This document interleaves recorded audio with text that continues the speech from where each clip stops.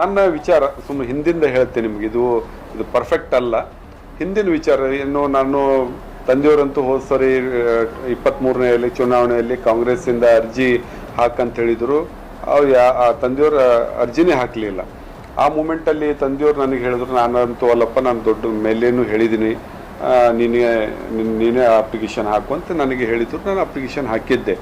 ಆ ಮೂಮೆಂಟಲ್ಲಿ ಇವರು ಏನು ಇವತ್ತು ಕೆಲವರು ನಮ್ಮ ತಾಲೂಕಿನಲ್ಲಿ ಲೀಡರ್ಸ್ ಇದ್ದಾರೆ, ಇಲ್ಲ ನಾವು MY ಪಾಟೀಲ್ರಿಗೆ ಆದರೆ ನಾವು ಮಾಡ್ತೀವಿ ಎಲೆಕ್ಷನನ್ನು, ಇಲ್ಲಾಂದರೆ ಮತ್ತೆ ಬೇರೆಯವರಿಗೆ ಟಿಕೆಟ್ ಕೊಟ್ಟರೆ ನಾವು ಮಾಡೋದಿಲ್ಲ ಅಂತ ಅವರು ಸ್ಪಷ್ಟವಾಗಿ ಇವತ್ತೇನು ಇಂಟರ್ವ್ಯೂ ಮಾಡಿದ್ರು, ನಿಮ್ಮ ಮುಂದೆ ಏನು ಬಂದಿದ್ದರು ಅದರ ಕೆಲವರು ಇದೇ ರೀತಿ ಹೇಳಿದರು. ಅವ್ರು ಯಾರೂ ಉಳಿಲಿಲ್ಲ ತಂದೆಯವ್ರ ಜೊತೆಗೆ. MY ಪಾಟೀಲ್ರಿಗೆ ನಾವು ಟಿಕೆಟ್ ಸಿಕ್ಕರೆ ನಾವು ಬೆಂಬಲಿಸ್ತೀವಿ ಅಂತ ಹೇಳಿದವರೇ ಅವ್ರು ಉಳಿಲಿಲ್ಲ. ಪಕ್ಷದ ವಿರೋಧಿ ಮಾಡಿದ್ರು, ಓಪನ್ ಆಗಿ ಹೋದರು.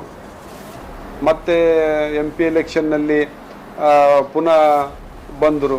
ಮತ್ತು ಪಕ್ಷ ಶಕ್ತಿ ಹೊಂದುತ್ತೆ, ಬೇಡ ಅಂತ ಹೆಂಗೆ ಅನ್ನಕ್ಕೆ ಬರುತ್ತೆ, ಬರಲೇಬೇಕಲ್ಲ. ಆ ರೀತಿ ಒಂದು ನಿರಂತರವಾಗಿ, ಆದರೆ ಅವ್ರು ಸ್ಟೇಬಲ್ ಇಲ್ಲ. ಇವಾಗ ಇಷ್ಟೊಂದು ಹಿರಿಯರಿದ್ದಾರೆ, ಸ್ಟೇಬಿಲಿಟಿ ಬೇಕಲ್ಲ.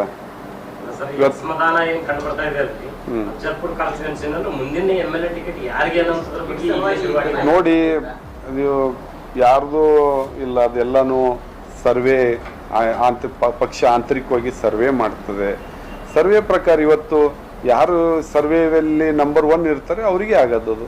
ಅದರಲ್ಲೇನು ನಾನು ಶಾಸಕರ ಮಗ ಇದ್ದೀನಿ, KKITC ಚೇರ್ಮನ್ ಇದ್ದೀನಿ, ನನಗೆ ಟಿಕೆಟ್ ಸಿಗುತ್ತೆ ಅಂತ ಹೇಳಿ ಅದು 100ಕ್ಕೆ 100 ತಪ್ಪು. ಸ್ಟ್ಯಾಂಡನ್ನು ತಾವೇ ನೋಡಿದ್ರಿ, ಸಿದ್ದವರು ನಾವು ಖುದ್ದಾಗಿ ಸುಮಾರು 7-8 ವರ್ಷದಿಂದ ಹೋದಾಗ ಖುದ್ದಾಗಿ ರೇಡ್ ಮಾಡಿ ಫೋಟೋಸ್ ವಿಡಿಯೋಸ್ ಎಲ್ಲ ಮಾಡ್ಕೊಂಡು ಬಂದಿದ್ದರು.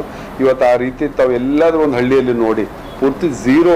ಇವತ್ತು ಏನಾದರೂ ಯಾರಿಗಾದರೂ ಸ್ಯಾಂಡ್ ಬೇಕಾದರೆ ಅವರು ಎಲ್ಲಾದರೂ ಸೀಸ್ ಮಾಡಿ ಸ್ಯಾಂಡು ರಾಯಲ್ಟಿ ಕೊಟ್ಟೇ ಇವತ್ತು ಸ್ಯಾಂಡನ್ನು ಮರಳನ್ನು ತೆಗಿತಾ ಇದ್ದಾರೆ. ಮತ್ತು ನಾವು ಪಬ್ಲಿಕ್ಕಿಗೆ ಅವೇರ್ನೆಸ್ಸು ಕೊಡ್ತಾ ಇದ್ದೀವಿ, ಏನು ಸ್ಯಾಂಡನ್ನು ಬಳಸ್ರಿ, ನದಿ ಪಾತ್ರದಲ್ಲಿ ಹಾಳಾಗ್ತಾವೆ, ನದಿ ಹಾಳಾಗುತ್ತೆ, ತಗೋಬೇಡ್ರಿ ಅಂತ ಹೇಳಿ ಮಾಡ್ತೀವಿ. ಆದರೂ ಎಲ್ಲಿ ಪೊಲೀಸರನ್ನು ಅಲ್ಲಿ ಕಣ್ಮುಚ್ಚಿ ಏನೋ ಎಲ್ಲಾದರೂ ಪೊಲೀಸ್ CM ಡ್ಯೂಟಿ ಆ ಡ್ಯೂಟಿಯಲ್ಲಿ ಪೊಲೀಸ್ ಮೆನ್ ಕಮ್ಮಿ ಇದ್ದಾಗ ಏನು ರಾತ್ರೋರಾತ್ರಿ ಎಲ್ಲಾದರೂ ಸ್ಯಾಂಡನ್ನು ಕದ್ದು ಒಯ್ತಾ ಇರ್ಬೋದಂತ ನಮ್ಮ ಗಮನಕ್ಕೂ ಬಂದಿದೆ.